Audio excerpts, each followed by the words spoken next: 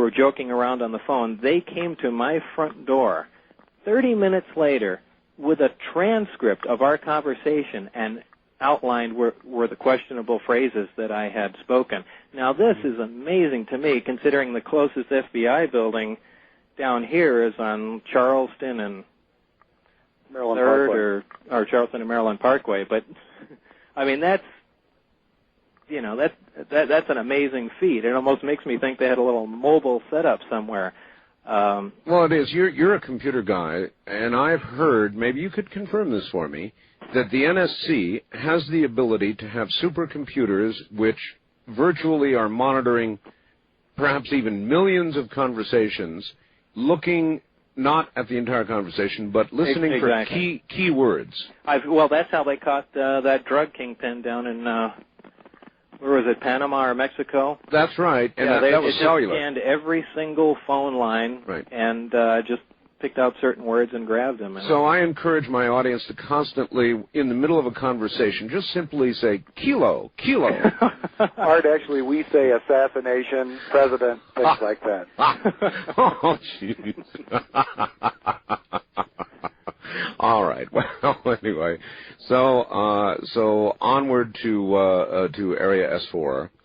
I guess is it a paved road or a bumpy little ride? That's quite a bumpy little ride. It's a dirt road down there, follows along the base of the mountain, and coming up to the facility, it's right off of Papoose Dry Lake Bed. Mm-hmm. And there's a small mountain range on the side, and built right into the side of the mountain is the installation itself, the S4 installation, and it's composed of hangar doors around one side, and then I believe on the on the south-facing side, there's is the main entrance into the facility.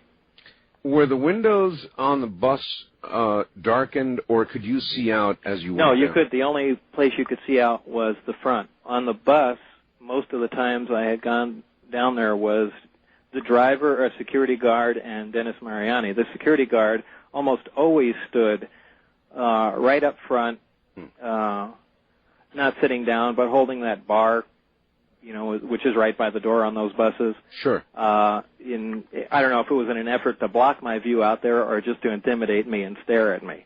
But that's how he rode the entire trip down there. So it was always difficult to see exactly where we were and what was in between. Right. Well, there's really nothing in between. It's pretty much desert. Dennis Mariani, who was he? He was my supervisor. What his exact position was pretty much unclear to me. He's a stocky guy, smokes a cigar, kind of looked very military-looking, short blonde hair. It's about the best I could describe him. Maybe, late 30s, early 40s. Not gregarious, more security-like? Yes. So I really don't know what his exact function was in the world. But he didn't wear a military uniform, though, did he, Bob? No, he didn't. Clothes. Right, civilian. But you can kind of tell military guys. Yeah, just by the way they look. And the way they comport themselves and so forth and so on.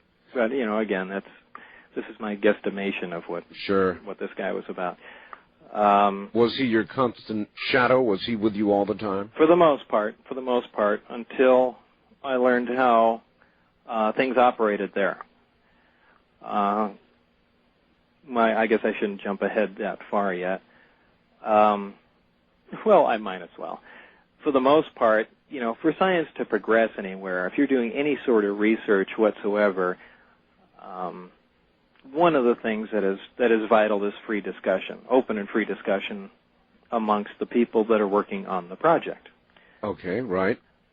Well, obviously, it's how ideas are bounced off other people, and that was the only way things can progress. Wasn't that one of the main contentious points during the development of the atomic bomb in the Manhattan Project? Everything was compartmentalized, and the military just loves to do that. And the scientists just hate it because they want to bounce ideas off each other. Exactly. So you're saying, really, in 1989, that was still going on. Well, probably. Well, I don't know. How would I know how bad it was during the atomic age? But it was very oppressive. So much so that our job was very compartmentalized. Every aspect was split into groups of people. Groups of people are quite literally two people. You work on the buddy system. In other words, the only person I can talk to, the only person I can discuss anything with, the only person I can relate to is the one person who I work with. Any other aspect of the project, any other questions are simply not to be asked. So immediately you're interfering with your progress in that if whatever you're doing interacts with anything else anywhere, you've run into a block wall. You don't even really know if you're the first person to come down and be assigned this task, do you? Exactly. There in fact, could have been I was others told that I wasn't. Oh, really? Yeah. But, you really have no idea what's going on. And I'm sure if you found that, Part A connects to Part B, which we're not allowed to see, I'm sure there would be some way to gain some of that information, but... Bob, not only were you not the first person assigned that task, but this might be an interesting point to tell them why you were told you were hired. No, that's true. I was... actually, one of the questions I've always had is, why did they hire me? Certainly for this project, I would not be the most intelligent, the most resourceful person that they could possibly hire out of all the people at Los Alamos or anywhere else in the world for that matter. So I've always wondered exactly why they would have picked me. And so why then did they? I still don't know. I have always wondered this. I've ran a lot of things through my mind, different possible scenarios, and they really, none of them make any sense. Was it because Edward Teller just thought I was a nice guy and essentially juiced me into the position? It sounds, it sounds that way. Yeah, but, in a project like this, why would something like that happen where every person counts? You're talking in a project where there are only actually 22 active people working on it. But when Teller speaks, the military listens. Yeah, that's true. But, I didn't know him well enough. As far as my scientific background, it was actually fairly limited. I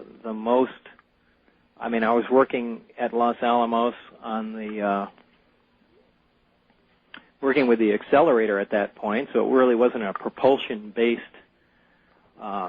job, anything to do with, what I was about to have my hands on. Maybe they assumed you did have the right background. Maybe they didn't really know what they had on their hands. Well, one of the... I tell you, we're coming up on a break, and we'll pick up on this point when we get back. Everybody relax. It'll be a good one.